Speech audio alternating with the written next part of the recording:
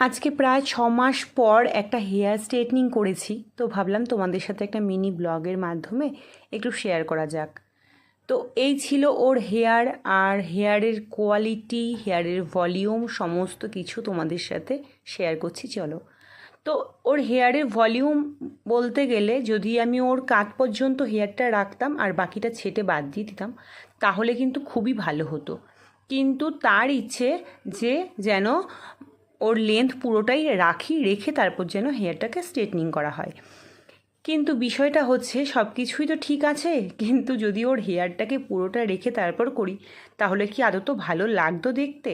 তো যার জন্য ওকে অনেকভাবে সুন্দর করে বুঝিয়ে বলার পর ও রাজি হয়েছে। তো তারপর দেখো ফাইনালি এই হয়েছে ওর হেয়ার স্ট্রেটনিং। আর মানে যতটা পেরেছি একটু ছেটে বাদ দিয়েছি, যতটা পেরেছি বলতে যতটা কম ছেটে পেরেছি ততটাই কিন্তু আমি রাখার চেষ্টা করেছি। তো কীরকম লেগেছে বা কীরকম লাগছে ওর হেয়ারটা অবশ্যই কিন্তু তোমরা কমেন্ট করে জানাতে ভুলো না।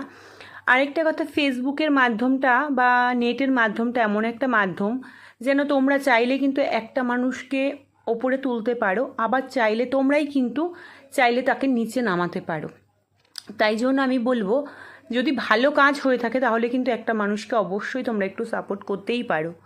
তো আমি চাইবো যে আজকে আমার এই কাজটা কীরকম লেগেছে তোমরা কিন্তু প্রত্যেকে যে যেখান থেকেই দেখছো অবশ্যই কিন্তু কমেন্ট করে জানাতে ভুলো না।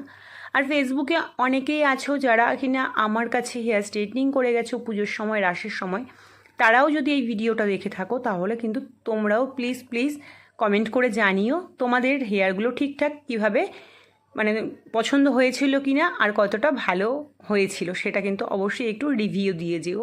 আর আমার কাজ তোমাদের ভালো লাগলে তোমরাও কিন্তু আমার সাথে যোগাযোগ করতে পারো, তোমাদের যে